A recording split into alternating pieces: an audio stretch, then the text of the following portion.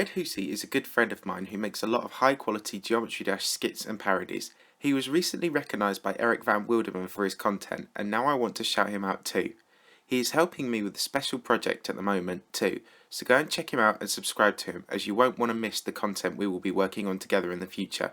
He's just hit 4,000 subscribers, so let's get him to 5k in the next few days.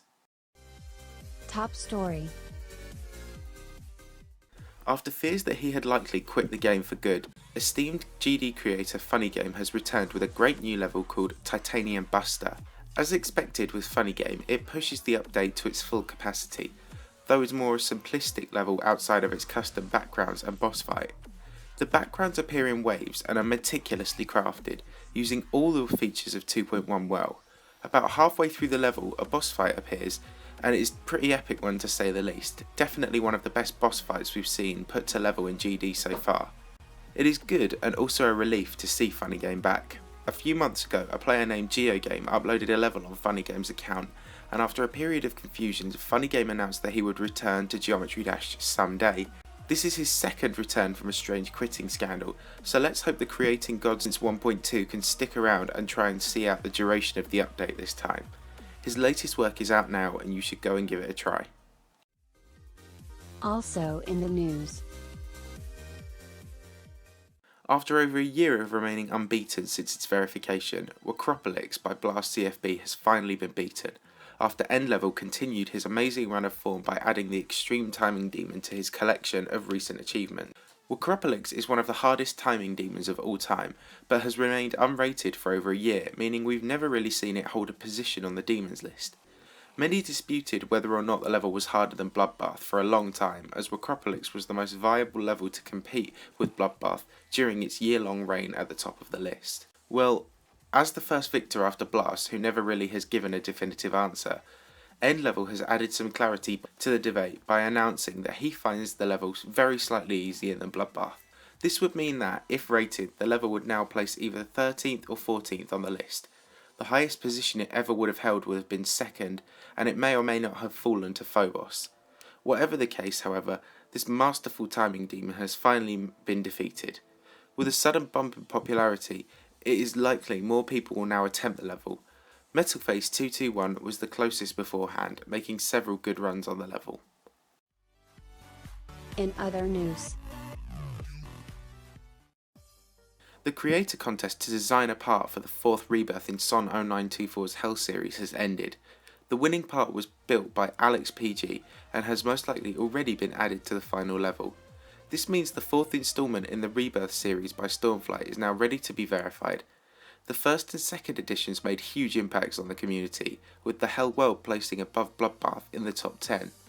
After this, the recent Hell Dignity slumped slightly as it placed 28th on the list due to its nerfs. As for where the Hell Origin will place, it remains to be seen. The level was the king of the old Hell series, and so by default will be the hardest in its unnerved state, but we must respect what Stormflight decides to do with the level. And we will hopefully soon see another great rebirth that will give life to these old forgotten extreme demons. After a controversial extreme buff date, the JanuS Miracle by Megadeer has been reverted back to its former version by RobTop. The level's update came after the old version was reverted from an extreme demon, and with the exclusion of a number of gameplay bugs making the level nearly impossible, it was buffed to around a top 5 demon level. With the level now reverted, it is free to carry on being rated. As for this new super buff version, well, Tosh Deluxe is working on a fixed possible version, in which he currently has 49%. Even if he doesn't complete this, loose copies of this odd extreme demon will float around the community until somebody does something with it. For now though, those who are attempting the JanuS Miracle could just be glad that they have the old version of the level back to practice. Upcoming level news. In the last week, Knobbelboy has revealed a 7.5 minute demon layout nicknamed Project NepNep. The level is pretty bare at the moment besides the first few seconds, which showcases a purple cybernetic theme. There's a lot of varied gameplay and the level is generally huge. It will be interesting to see where this goes. After covering it in the last video, it didn't feel right not to include it in G-News. WoodKid by Jakerz is Jakerz' best level yet and is set to be verified by EndLevel. It is an extreme demon work in progress and is rumoured to have over 200,000 objects. It is set to be an absolutely insane level, and EndLevel has announced that he will be dropping all his other levels to work on it. I look forward to seeing how this level will evolve over time. Two big Geometry Dash players have progressed on the long unbeaten former impossible demon Death Corridor recently. Noctafly and EndLevel have made decent progress on the level, with EndLevel making the most significant progress, getting 63%.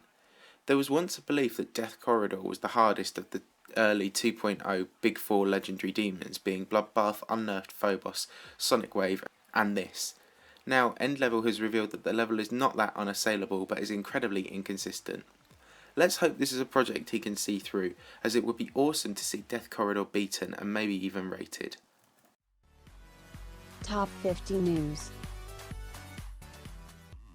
After little to no activity last week, the top 50 has received a major shake-up and now has several new entries added. The first thing to happen was for the Hell Dignity to be added at place 28, knocking the 1.9 veteran demon Galactic Fragility off the list. After this, 4 new levels were added. Carnage Mode, which was verified by Sagaesta, was added above Chronicle Depression in place 18th. SUBVERSIVE by SnowReg was added in place 38th, 1 place behind Cataclysm. Temple of Destiny by Drakegast was added in place 48th, and the top 10 received a new addition as Mystic, the sequel to Valor by Mega Man and others, was added at place 6th. These entries knocked the hardest demons as far as Hypersonic off the list. Creeper Force now anchors at the foot of the table. WcropoliX, which was set to fall off imminently, has been given a new lifeline and it's been moved to just below retention in 45th. And that wasn't the only level that received a place re-evaluation. The ultimate phase has been dropped to 47th, below Ice Carven Diablo X, which it was famously moved above in a controversial decision by the list moderators a few months ago. There are still 2 omissions from the list: the Secret Box by Metalface and Extreme 9 Circles Demon, and Step to Hell, a collab verified by Boldstep. Both are extreme demons that have now been rated but have yet to go on the list. This is most likely because they're still having their difficulties evaluated, although the Secret Box has been a while in waiting now. Erebus still remains the number 1 demon, ahead of Sonic Wave and Yatagarasu. Thanks to Mystic, Black Blizzard is now out of the top 10, and the new number 10 is the Hell World by Stormfly. As for the player stats viewer, Wushi999 is still remaining dormant in his break from Extreme Demons with 1,200 points. Sonix is fast approaching 1,000 points in second, having recently beaten the new number 1 demon Erebus. Diamond Splash is now up to 4th, having exceeded Slip along with Noctafly. In the next few weeks it is likely Diamond Splash will pass iNeo and move into 3rd. EndLevel is rising up the list fairly quickly given his recent good run, but he still has a long way to go to bridge the gap between him and Akan.